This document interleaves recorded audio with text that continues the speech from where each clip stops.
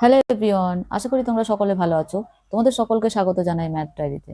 অঙ্ক দেখো, এখানে বলেছে 7 × 1 দিয়ে 6টি শূন্য প্লাস 9/1 দিয়ে আছে 5টি শূন্য। তাহলে এটা গুণ করলে 7 দিয়ে গুণ করলে কত হবে? 7 দিয়ে 6টি শূন্য হয়ে যাবে, আর প্লাস হবে এখানে কত? 0.409। তাহলে এটা অ্যাড করলে কত হয়ে যাবে? যোগ করলে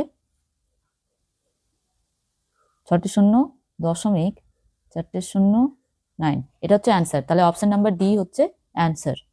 পরের অঙ্ক দেখো, বলেছে ত্রিভুজ এবিসি এর বিসি বাহুর সমান্তরাল সরলরেখা এবি ও এসি বাহুকে যথাক্রমে পি ও কিউ বিন্দুতে ছেদ করে।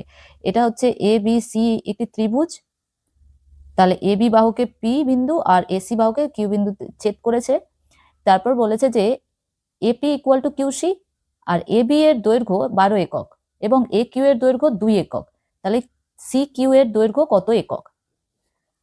তাহলে এখানে দেখো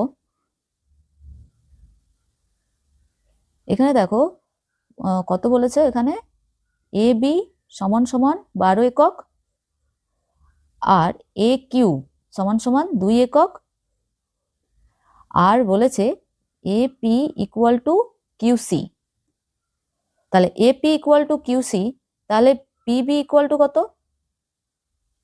তাহলে PB equal to A B minus AP.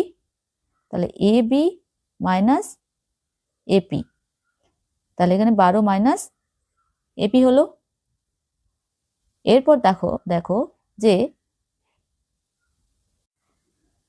এরপর কি হবে? এপি বাই, তাহলে লিখতে পারি PB, AP by PB equal to A Q by QC.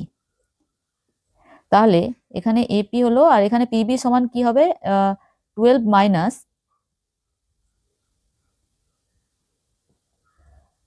AP equal two এখানে হবে এ কিউ সমান কত? 2 একক, তাহলে এখানে 2 হলো, আর নিচে হবে কিউসি সমান কত?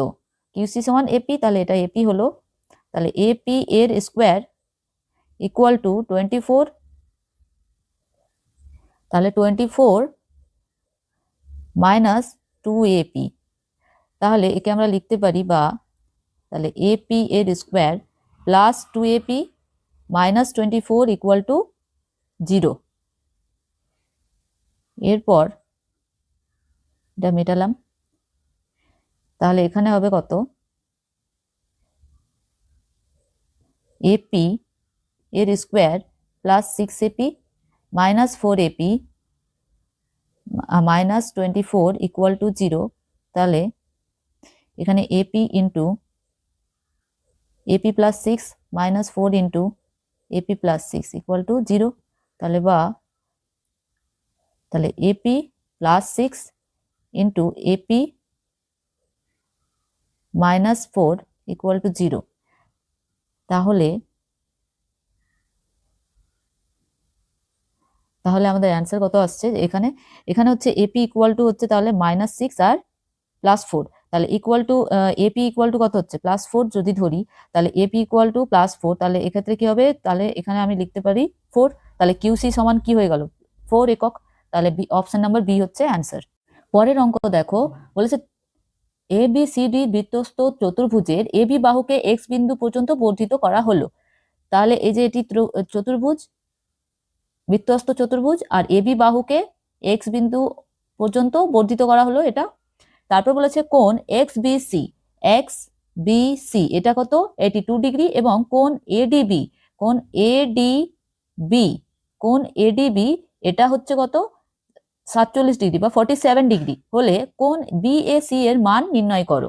কোণ বিএসি, তাহলে বি এটা এ আর এটা সি, তাহলে বিএসি এর মান নির্ণয় করতে বলেছে। তাহলে এক্ষেত্রে দেখো কোণ এডিসি সমানই কোণ হচ্ছে এক্স বিসি, কোণ এডিসি সমানই হচ্ছে কোণ এক্স বিসি। তাহলে কোণ এডিসি সমান কত হয়ে যাবে? এটি 2 ডিগ্রি, ঠিক আছে। এরপর এডিবি কোণ, আর কোণ হচ্ছে এসিবি, কোণ এডিবি আর কোণ এসিবি, তাহলে কি হচ্ছে এরা একই বৃত্তচাপ এবি এর উপর অবস্থান করে, একই বৃত্তচাপ এবি।